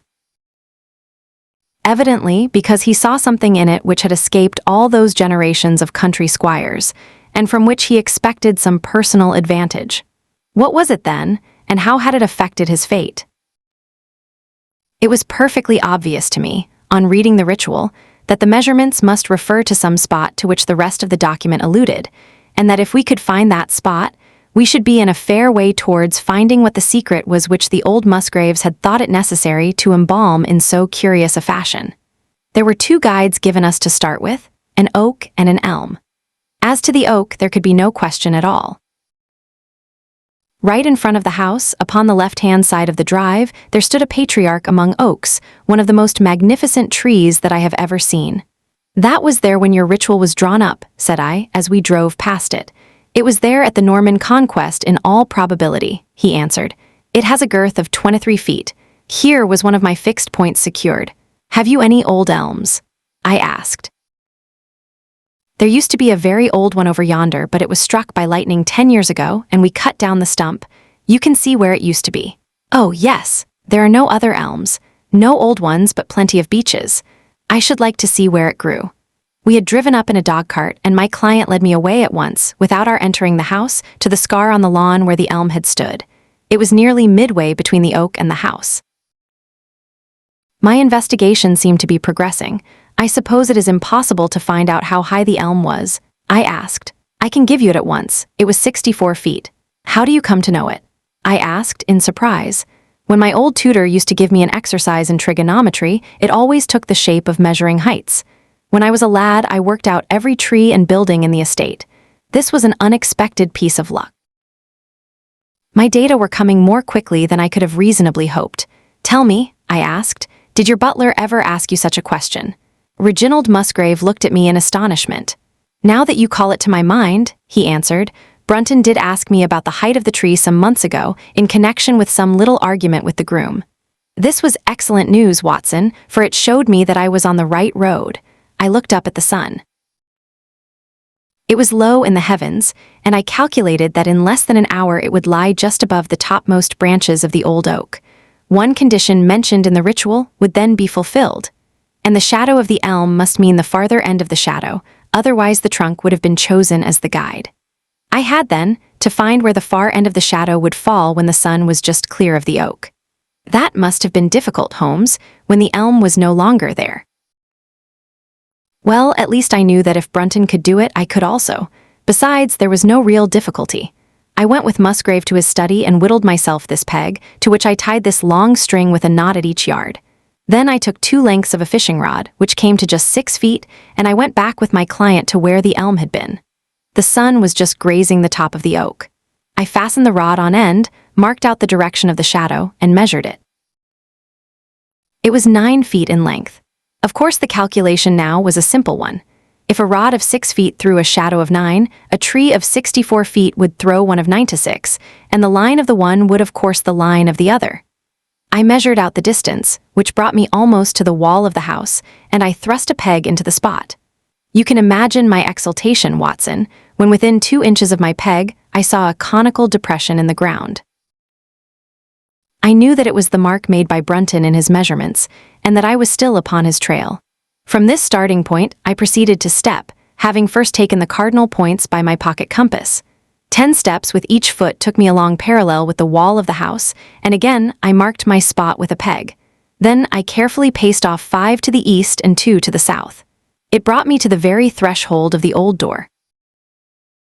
2 steps to the west meant now that I was to go 2 paces down the stone-flagged passage, and this was the place indicated by the ritual. Never have I felt such a cold chill of disappointment, Watson. For a moment it seemed to me that there must be some radical mistake in my calculations. The setting sun shone full upon the passage floor, and I could see that the old, foot-worn gray stones with which it was paved were firmly cemented together, and had certainly not been moved for many a long year. Brunton had not been at work here. I tapped upon the floor, but it sounded the same all over, and there was no sign of any crack or crevice. But fortunately, Musgrave, who had begun to appreciate the meaning of my proceedings, and who was now as excited as myself, took out his manuscript to check my calculation. "And under," he cried, "you have omitted the and under." I had thought that it meant that we were to dig, but now, of course, I saw at once that I was wrong. "There is a cellar under this, then?" I cried. "Yes, and as old as the house. Down here, through this door." We went down a winding stone stair, and my companion, striking a match, lit a large lantern which stood on a barrel in the corner. In an instant it was obvious that we had at last come upon the true place, and that we had not been the only people to visit the spot recently.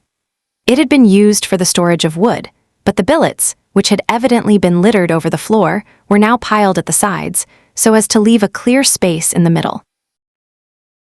In this space lay a large and heavy flagstone with a rusted iron ring in the center to which a thick shepherd's check muffler was attached.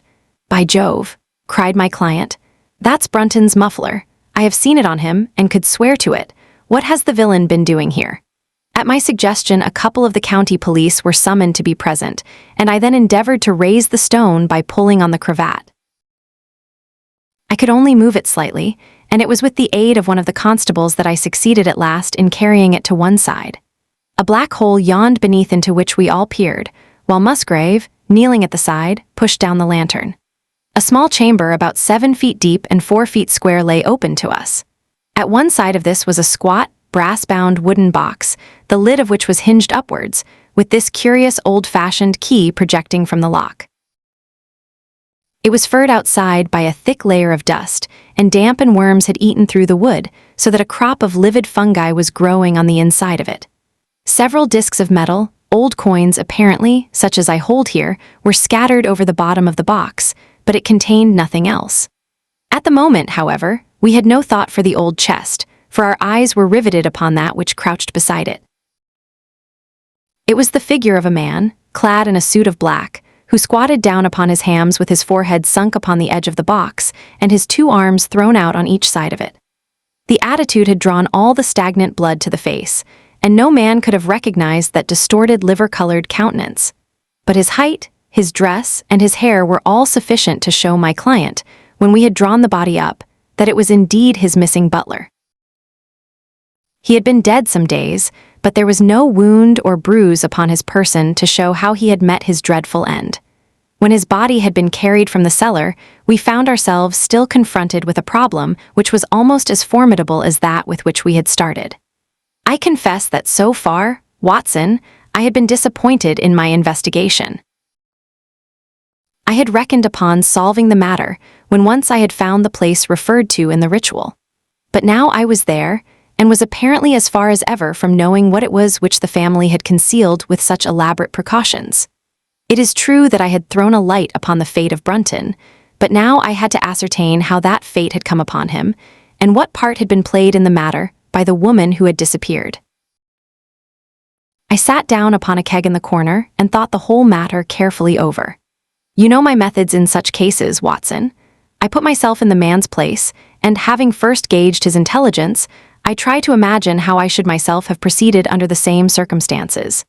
In this case, the matter was simplified by Brunton's intelligence being quite first-rate, so that it was unnecessary to make any allowance for the personal equation, as the astronomers have dubbed it.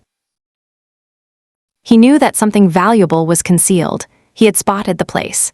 He found that the stone which covered it was just too heavy for a man to move unaided. What would he do next?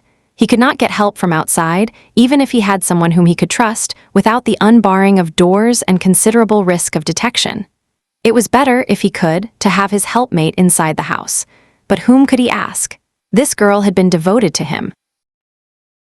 A man always finds it hard to realize that he may have finally lost a woman's love, however badly he may have treated her. He would try by a few attentions to make his peace with the girl Howells, and then would engage her as his accomplice.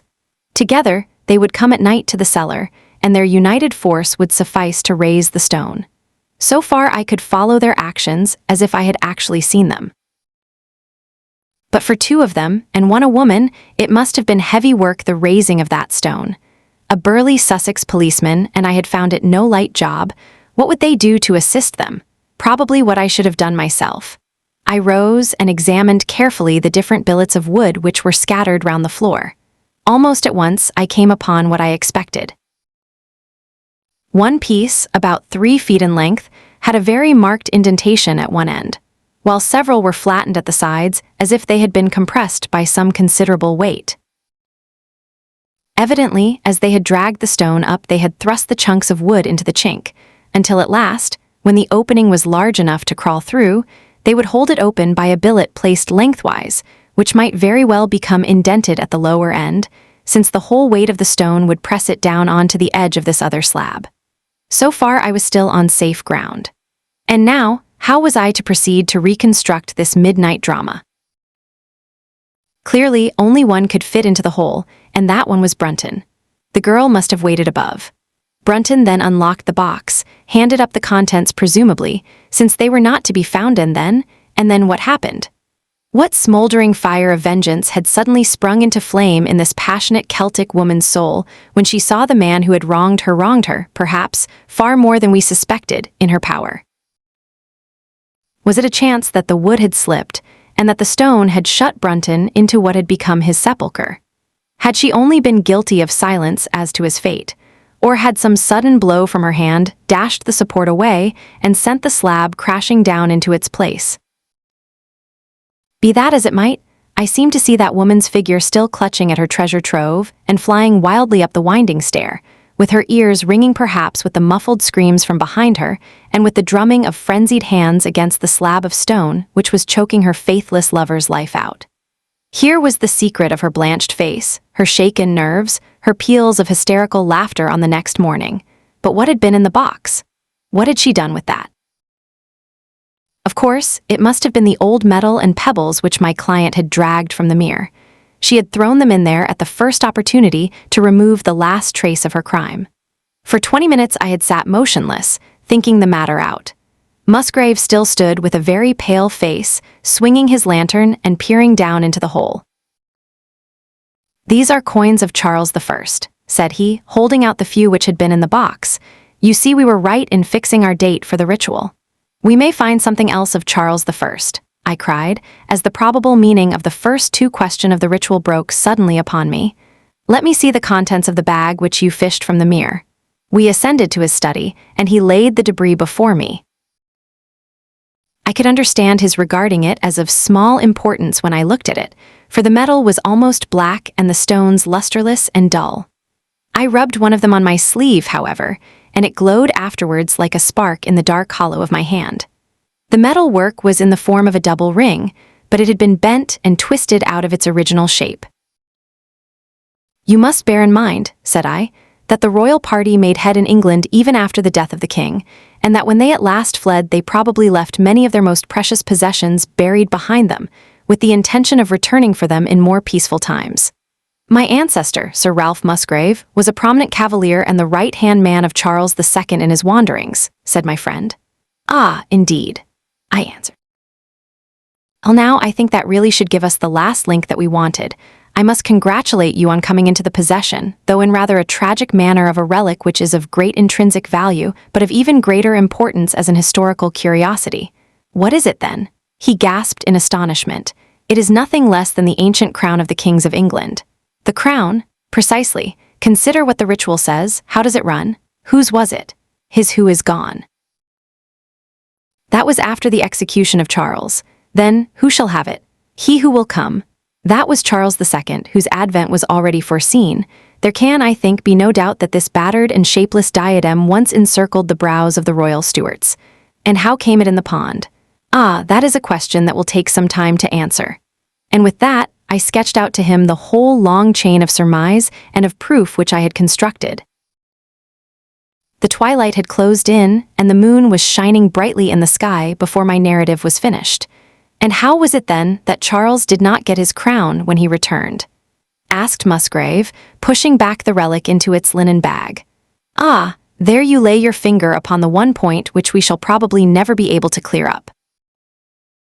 It is likely that the Musgrave who held the secret died in the interval, and by some oversight left this guide to his descendant without explaining the meaning of it. From that day to this, it has been handed down from father to son, until at last it came within reach of a man who tore its secret out of it and lost his life in the venture. And that's the story of the Musgrave Ritual, Watson. They have the crown down at Hurlstone, though they had some legal bother and a considerable sum to pay before they were allowed to retain it. I am sure that if you mentioned my name, they would be happy to show it to you. Of the woman, nothing was ever heard, and the probability is that she got away out of England and carried herself and the memory of her crime to some land beyond the seas. The Reigate Puzzle. It was some time before the health of my friend Mr. Sherlock Holmes recovered from the strain caused by his immense exertions in the spring of '87. The whole question of the Netherland Sumatra Company and of the colossal schemes of Baron Maupertuis are too recent in the minds of the public, and are too intimately concerned with politics and finance to be fitting subjects for this series of sketches. They led, however, in an indirect fashion, to a singular and complex problem, which gave my friend an opportunity of demonstrating the value of a fresh weapon among the many with which he waged his lifelong battle against crime.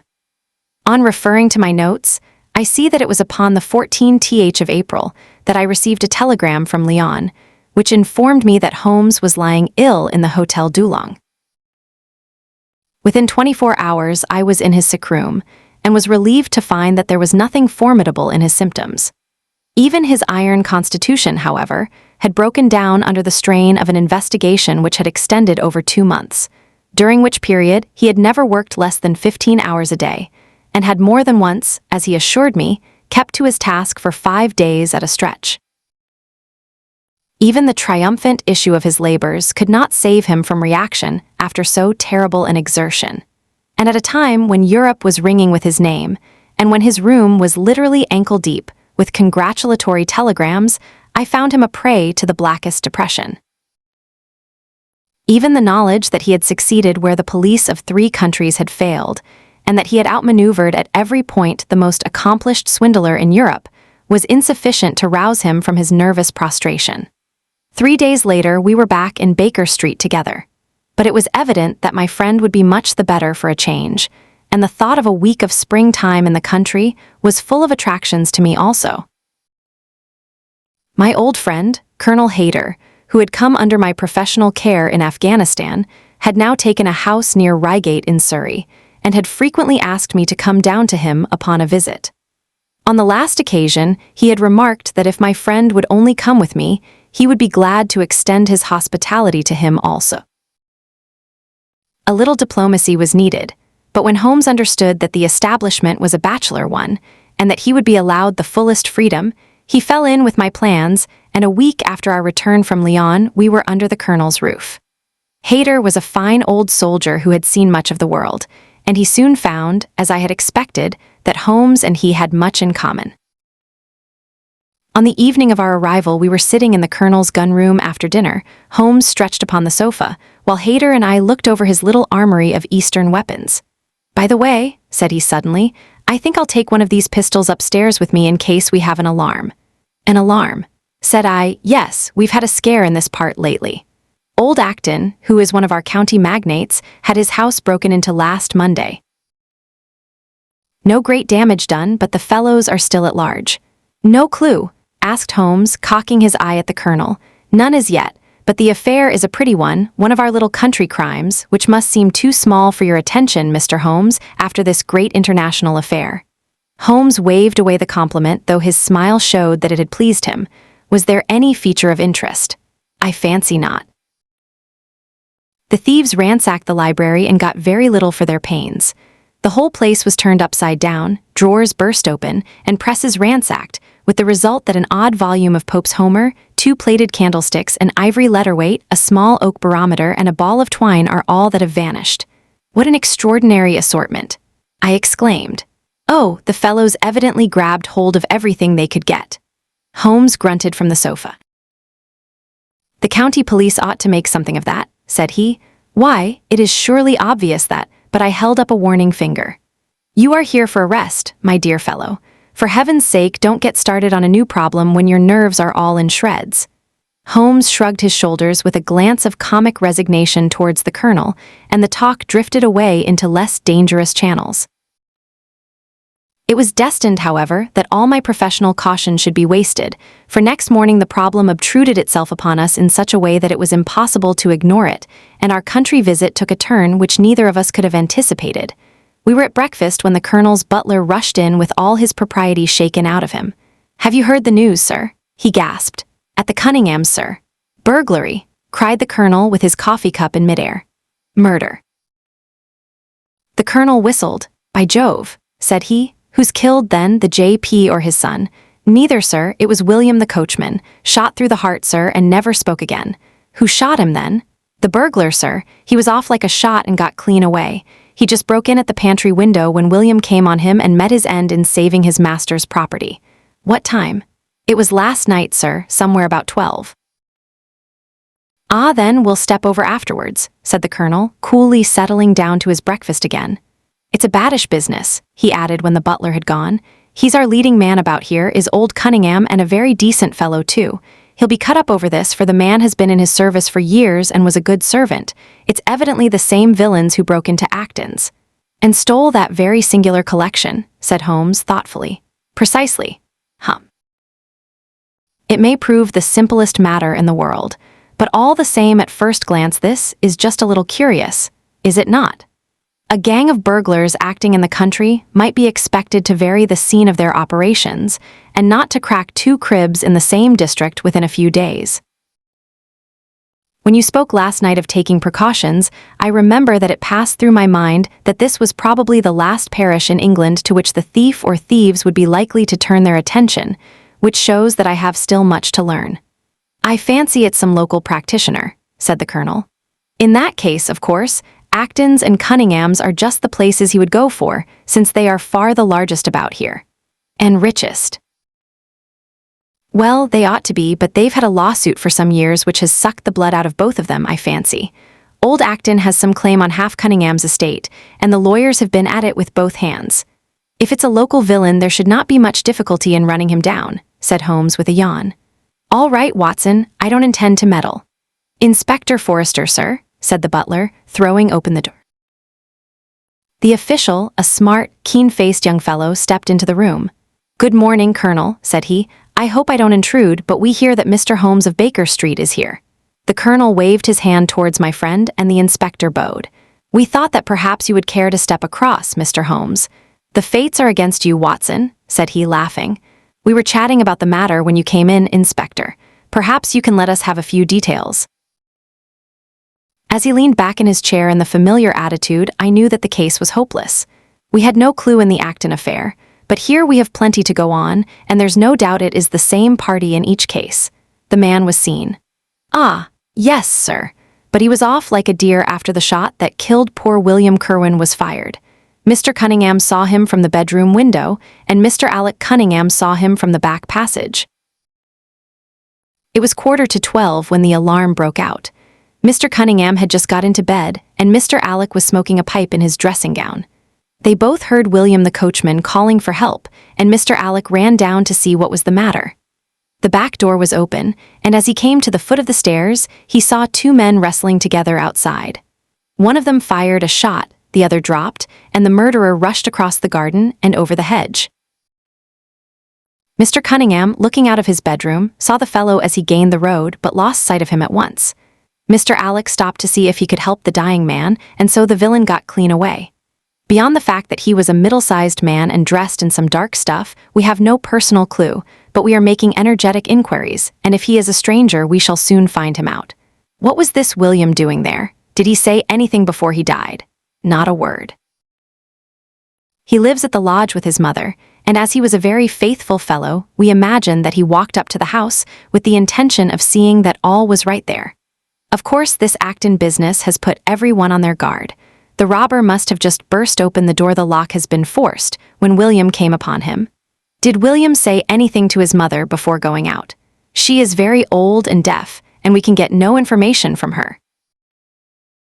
The shock has made her half-witted, but I understand that she was never very bright. There is one very important circumstance, however. Look at this. He took a small piece of torn paper from a notebook and spread it out upon his knee. This was found between the finger and thumb of the dead man. It appears to be a fragment torn from a larger sheet. You will observe that the hour mentioned upon it is the very time at which the poor fellow met his fate. You see that his murderer might have torn the rest of the sheet from him, or he might have taken this fragment from the murderer. It reads almost as though it were an appointment. Holmes took up the scrap of paper, a facsimile of which is here reproduced.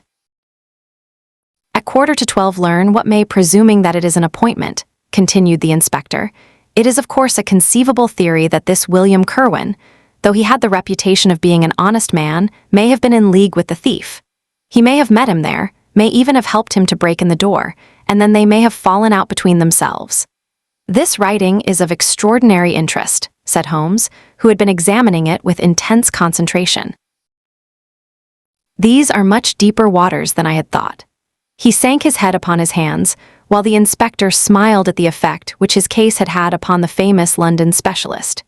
"Your last remark," said Holmes, presently, "as to the possibility of there being an understanding between the burglar and the servant, and this being a note of appointment from one to the other, is an ingenious and not entirely impossible supposition. But this writing opens up." He sank his head into his hands again and remained for some minutes in the deepest thought. When he raised his face again, I was surprised to see that his cheek was tinged with color and his eyes as bright as before his illness. He sprang to his feet with all his old energy. "I'll tell you what," said he, "I should like to have a quiet little glance into the details of this case. There is something in it which fascinates me extremely. If you will permit me, Colonel, I will leave my friend Watson and you, and I will step round with the inspector to test the truth of one or two little fancies of mine. I will be with you again in half an hour." An hour and a half had elapsed before the inspector returned alone. "Mr. Holmes is walking up and down in the field outside," said he. "He wants us all four to go up to the house together." "To Mr. Cunningham's?" "Yes, sir." "What for?" The inspector shrugged his shoulders. "I don't quite know, sir. Between ourselves, I think Mr. Holmes had not quite got over his illness yet. He's been behaving very queerly, and he is very much excited." "I don't think you need alarm yourself," said I. "I have usually found that there was method in his madness." "Some folks might say there was madness in his method," muttered the inspector. "But he's all on fire to start, Colonel, so we had best go out if you are ready." We found Holmes pacing up and down in the field, his chin sunk upon his breast and his hands thrust into his trousers pockets. "The matter grows in interest," said he. "Watson, your country trip has been a distinct success. I have had a charming morning." "You have been up to the scene of the crime, I understand," said the Colonel. "Yes, the inspector and I have made quite a little reconnaissance together." "Any success?" "Well, we have seen some very interesting things. I'll tell you what we did as we walk. First of all, we saw the body of this unfortunate man. He certainly died from a revolver wound as reported." "Had you doubted it then?" "Oh, it is as well to test everything. Our inspection was not wasted. We then had an interview with Mr. Cunningham and his son, who were able to point out the exact spot where the murderer had broken through the garden hedge in his flight. That was of great interest." "Naturally." "Then we had a look at this poor fellow's mother. We could get no information from her, however, as she is very old and feeble." "And what is the result of your investigations?" "The conviction that the crime is a very peculiar one. Perhaps our visit now may do something to make it less obscure. I think that we are both agreed, Inspector, that the fragment of paper in the dead man's hand, bearing, as it does, the very hour of his death written upon it, is of extreme importance." "It should give a clue, Mr. Holmes." "It does give a clue. Whoever wrote that note was the man who brought William Kerwin out of his bed at that hour. But where is the rest of that sheet of paper?" "I examined the ground carefully in the hope of finding it," said the inspector. "It was torn out of the dead man's hand. Why was someone so anxious to get possession of it? Because it incriminated him. And what would he do with it? Thrust it into his pocket, most likely, never noticing that a corner of it had been left in the grip of the corpse. If we could get the rest of that sheet, it is obvious that we should have gone a long way towards solving the mystery." "Yes, but how can we get at the criminal's pocket before we catch the criminal?" Well, it was worth thinking over. Then there is another obvious point. The note was sent to William. The man who wrote it could not have taken it. Otherwise, of course, he might have delivered his own message by word of mouth. Who brought the note, then, or did it come through the post? "I have made inquiries," said the inspector. "William received a letter by the afternoon post yesterday. The envelope was destroyed by him." "Excellent," cried Holmes, clapping the inspector on the back. "You've seen the postman. It is a pleasure to work with you. Well, here is the lodge, and if you will come up, Colonel, I will show you the scene of the crime." We passed the pretty cottage where the murdered man had lived, and walked up an oak-lined avenue to the fine old Queen Anne house, which bears the date of Malplaquet upon the lintel of the door. Holmes and the inspector led us round it until we came to the side gate, which is separated by a stretch of garden from the hedge which lines the road. A constable was standing at the kitchen door. "Throw the door open, officer," said Holmes. Now, it was on those stairs that young Mr. Cunningham stood and saw the two men struggling just where we are. Old Mr. Cunningham was at that window. The second on the left hand, he saw the fellow get away just to the left of that bush. So did the son. They are both sure of it on account of the bush. Then Mr. Alec ran out and knelt beside the wounded man. The ground is very hard, you see, and there are no marks to guide us. As he spoke, two men came down the garden path, from round the angle of the house. The one was an elderly man with a strong, deep-lined, heavy-eyed face, the other a dashing young fellow, whose bright, smiling expression and showy dress were in strange contrast with the business which had brought us there. "Still at it, then?" said he to Holmes. "I thought you Londoners were never at fault. You don't seem to be so very quick, after all." "Ah, you must give us a little time," said Holmes good-humoredly. "You'll want it," said young Alec Cunningham. "Why, I don't see that we have any clue at all." "There's only one," answered the inspector. "We thought that if we could only find— Good heavens, Mr. Holmes, what is the matter?" My poor friend's face had suddenly assumed the most dreadful expression. His eyes rolled upwards, his features writhed in agony, and with a suppressed groan he dropped on his face upon the ground. Horrified at the suddenness and severity of the attack, we carried him into the kitchen, where he lay back in a large chair and breathed heavily for some minutes. Finally, with a shame-faced apology for his weakness, he rose once more. "Watson would tell you that I have only just recovered from a severe illness," he explained. "I am liable to these sudden nervous attacks. Shall I send you home in my trap?" asked old Cunningham. "Well, since I am here, there is one point on which I should like to feel sure. We can very easily verify it." "What was it?" "Well, it seems to me that it is just possible that the arrival of this poor fellow William was not before, but after, the entrance of the burglary into the house. You appear to take it for granted that, although the door was forced, the robber never got in." "I fancy that is quite obvious," said Mr. Cunningham gravely. "Why, my son Alec had not yet gone to bed, and he would certainly have heard anyone moving about. Where was he sitting? I was smoking in my dressing room. Which window is that? The last on the left next my father's. Both of your lamps were lit, of course." "Undoubtedly. There are some very singular points here," said Holmes, smiling. "Is it not extraordinary that a burglary and a burglar who had had some previous experience should deliberately break into a house at a time when he could see from the lights that two of the family were still afoot? He must have been a cool hand. Well, of course, if the case were not an odd one, we should not have been driven to ask you for an explanation," said young Mr. Alec. "But as to your ideas that the man had robbed the house before William tackled him, I think it a most absurd notion. Wouldn't we have found the place disarranged and missed the things which he had taken?" "It depends on what the things were," said Holmes. "You must remember that we are dealing with a burglar who is a very peculiar fellow and who appears to work on lines of his own. Look, for example, at the queer lot of things which he took from Acton's. What was it? A ball of string, a letter weight, and I don't know what other odds and ends." "Well, we are quite in your hands, Mr. Holmes," said old Cunningham. "Anything which you or the inspector may suggest will most certainly be done." "In the first place," said Holmes, "I should like you to offer a reward coming from yourself, for the officials may take a little time before they would agree upon the sum, and these things cannot be done too promptly." "I have jotted down the form here if you would not mind signing it. £50 was quite enough, I thought." "I would willingly give 500, said the JP, taking the slip of paper and the pencil which Holmes handed to him. "This is not quite correct, however," he added, glancing over the document. "I wrote it rather hurriedly. You see, you begin, 'Whereas, at about 1:45 on Tuesday morning an attempt was made,' and so on. It was at 11:45, as a matter of fact. I was pained at the mistake, for I knew how keenly Holmes would feel any slip of the kind. It was his specialty to be accurate as to fact, but his recent illness had shaken him, and this one little incident was enough to show me that he was still far from being himself. He was obviously embarrassed for an instant, while the inspector raised his eyebrows, and Alec Cunningham burst into a laugh.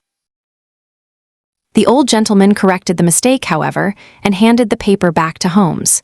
"Get it printed as soon as possible," he said. "I think your idea is an excellent one." Holmes put the slip of paper carefully away into his pocketbook.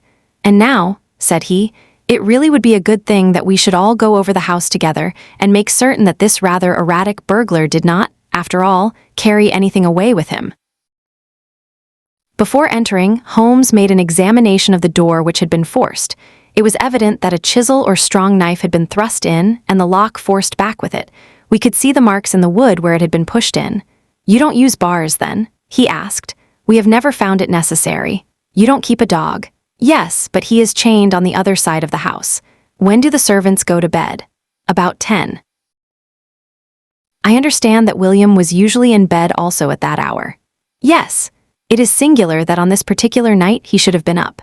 Now, I should be very glad if you would have the kindness to show us over the house, Mr. Cunningham."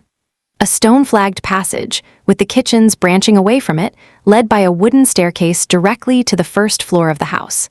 It came out upon the landing opposite to a second more ornamental stair which came up from the front hall. Out of this landing opened the drawing room and several bedrooms, including those of Mr. Cunningham and his son. Holmes walked slowly, taking keen note of the architecture of the house. I could tell from his expression that he was on a hot scent, and yet I could not in the least imagine in what direction his inferences were leading him. "My good sir," said Mr. Cunningham with some impatience, "this is surely very unnecessary. That is my room at the end of the stairs, and my son's is the one beyond it. I leave it to your judgment whether it was possible for the thief to have come up here without disturbing us. You must try round and get on a fresh scent, I fancy," said the son with a rather malicious smile. "Still, I must ask you to humor me a little further. I should like, for example, to see how far the windows of the bedrooms command the front." "This, I understand, is your son's room." He pushed open the door, "and that, I presume, is the dressing room in which he sat smoking when the alarm was given. Where does the window of that look out to?" He stepped across the bedroom, pushed open the door, and glanced round the other chamber. "I hope that you are satisfied now," said Mr. Cunningham tartly. "Thank you, I think I have seen all that I wished.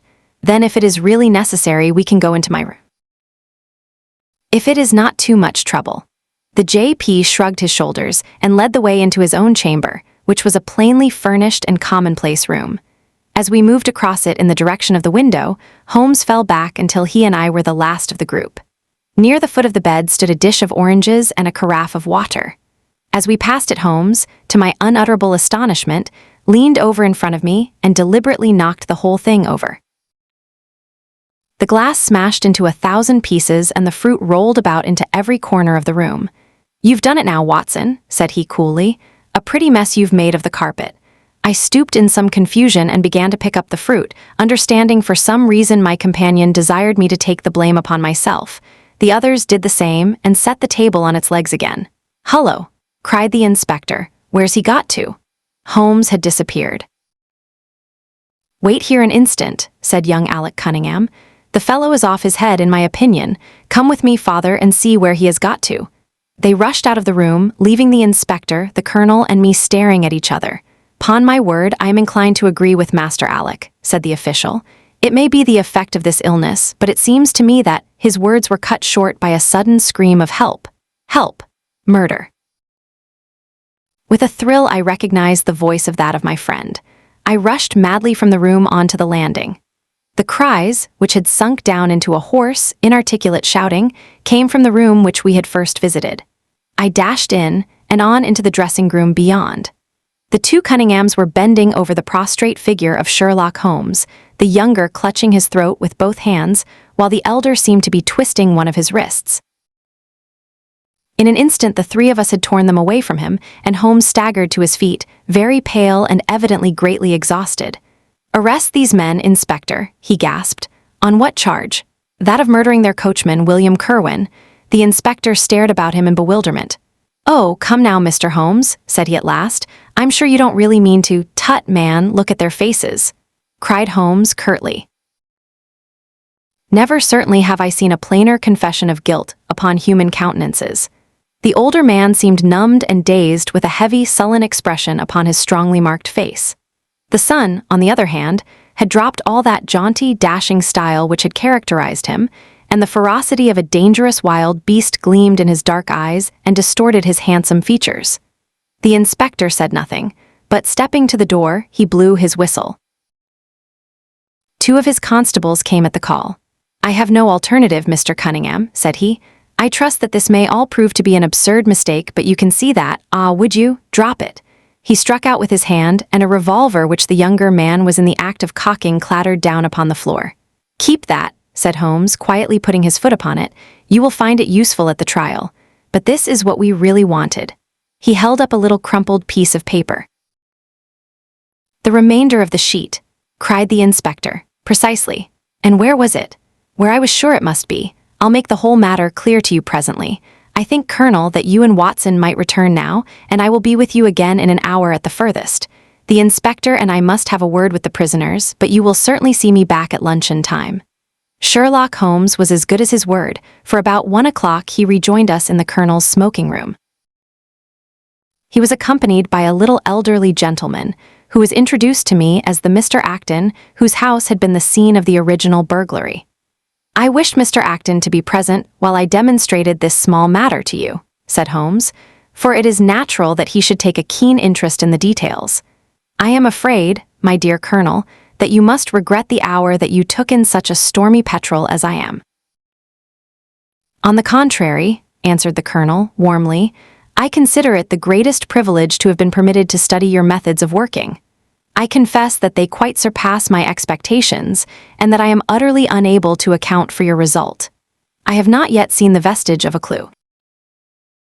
I am afraid that my explanation may disillusion you, but it has always been my habit to hide none of my methods, either from my friend Watson or from anyone who might take an intelligent interest in them. But first, as I am rather shaken by the knocking about which I had in the dressing-room, I think that I shall help myself to a dash of your brandy, Colonel. My strength had been rather tried of late. I trust that you had no more of those nervous attacks." Sherlock Holmes laughed heartily. "We will come to that in its turn," said he. "I will lay an account of the case before you in its due order, showing you the various points which guided me in my decision. Pray interrupt me if there is any inference which is not perfectly clear to you. It is of the highest importance in the art of detection to be able to recognize, out of a number of facts, which are incidental and which vital. Otherwise your energy and attention must be dissipated instead of being concentrated. Now, in this case, there was not the slightest doubt in my mind from the first that the key of the whole matter must be looked for in the scrap of paper in the dead man's hand. Before going into this, I would draw your attention to the fact that, if Alec Cunningham's narrative was correct, and if the assailant, after shooting William Kerwin, had instantly fled, then it obviously could not be he who tore the paper from the dead man's hand. But if it was not he, it must have been Alec Cunningham himself, for by the time that the old man had descended, several servants were upon the scene. The point is a simple one, but the inspector had overlooked it because he had started with the supposition that these county magnates had had nothing to do with the matter. Now, I make a point of never having any prejudices, and of following docilely wherever fact may lead me, and so, in the very first stage of the investigation, I found myself looking a little askance at the part which had been played by Mr. Alec Cunningham. And now, I made a very careful examination of the corner of paper which the inspector had submitted to us.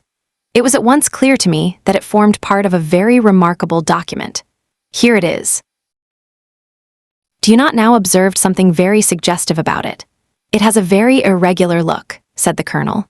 My dear sir, cried Holmes, there cannot be the least doubt in the world that it has been written by two persons doing alternate words. When I draw your attention to the strong T's of at and to, and ask you to compare them with the weak ones of quarter and 12, you will instantly recognize the fact. A very brief analysis of these four words would enable you to say with the utmost confidence that the learn and the maybe are written in the stronger hand, and the what in the weaker. By Jove, it's as clear as day, cried the Colonel. Why on earth should two men write a letter in such a fashion? Obviously the business was a bad one, and one of the men who distrusted the other was determined that, whatever was done, each should have an equal hand in it. Now, of the two men, it is clear that the one who wrote the at and to was the ringleader. How do you get at that? We might deduce it from the mere character of the one hand as compared with the other, but we have more assured reasons than that for supposing it. If you examine this scrap with attention, you will come to the conclusion that the man with the stronger hand wrote all his words first, leaving blanks for the other to fill up. These blanks were not always sufficient, and you can see that the second man had a squeeze to fit his quarter in between the at and the to, showing that the latter were already written. The man who wrote all his words first is undoubtedly the man who planned the affair. Excellent, cried Mr. Acton, but very superficial, said Holmes. We come now, however, to a point which is of importance. You may not be aware that the deduction of a man's age from his writing is one which has brought to considerable accuracy by experts. In normal cases, one can place a man in his true decade with tolerable confidence. I say normal cases because ill health and physical weakness reproduce the signs of old age, even when the invalid is a youth. In this case, looking at the bold, strong hand of the one and the rather broken-backed appearance of the other, which still retains its legibility although the T's have begun to lose their crossing, we can say that the one was a young man and the other was advanced in years without being positively decrepit. Excellent, cried Mr. Acton again. There is a further point, however, which is subtler and of greater interest. There is something in common between these hands. They belong to men who are blood relatives. It may be most obvious to you in the Greek ease, but to me, there are many small points which indicate the same thing. I have no doubt at all that a family mannerism can be traced in these two specimens of writing. I am only, of course, giving you the leading results now of my examination of the paper. There were 23 other deductions which would be of more interest to experts than to you. They all tend to deepen the impression upon my mind that the Cunninghams, father and son, had written this letter. Having got so far, my next step was, of course, to examine into the details of the crime and to see how far they would help us. I went up to the house with the inspector and saw all that was to be seen. The wound upon the dead man was, as I was able to determine with absolute confidence, fired from a revolver at the distance of something over 4 yards. There was no powder blackening on the clothes. Evidently, therefore, Alec Cunningham had lied when he said that the two men were struggling when the shot was fired. Again, both father and son agreed as to the place where the man escaped into the road. At that point, however, as it happens, there is a broadish ditch, moist at the bottom. As there were no indications of boot marks about this ditch, I was absolutely sure not only that the Cunninghams had again lied, but that there had never been any unknown man upon the scene at all. And now, I have to consider the motive of this singular crime. To get at this, I endeavored first of all to solve the reason of the original burglary at Mr. Acton's. I understood from something which the colonel told us that a lawsuit had been going on between you, Mr. Acton, and the Cunninghams. Of course, it instantly occurred to me that they had broken into your library with the intention of getting at some document which might be of importance in the case. Precisely so, said Mr. Acton. There can be no possible doubt as to their intentions. I have the clearest claim upon half of their present estate, and if they could have found a single paper, which, fortunately, was in the strongbox of my solicitors, they would undoubtedly have crippled our case. There you are, said Holmes, smiling. It was a dangerous, reckless attempt in which I seemed to trace the influence of young Alec. Having found nothing, they tried to divert suspicion by making it appear to be an ordinary burglary, to which end they carried off whatever they could lay their hands upon. That is all clear enough, but there was much that was still obscure. What I wanted above all was to get the missing part of that note. I was certain that Alec had torn it out of the dead man's hand, and almost certain that he must have thrust it into the pocket of his dressing gown. Where else could he have put it? The only question was whether it was still there. It was worth an effort to find out, and for that object we all went up to the house. The Cunninghams joined us, as you doubtless remember, outside the kitchen door. It was, of course, of the very first importance that they should not be reminded of the existence of this paper, otherwise they would naturally destroy it without delay. The inspector was about to tell them the importance which we attached to it when, by the luckiest chance in the world, I tumbled down in a sort of fit, and so changed the conversation. Good heavens! Cried the colonel, laughing. Do you mean to say all our sympathy was wasted, and your fit an imposture?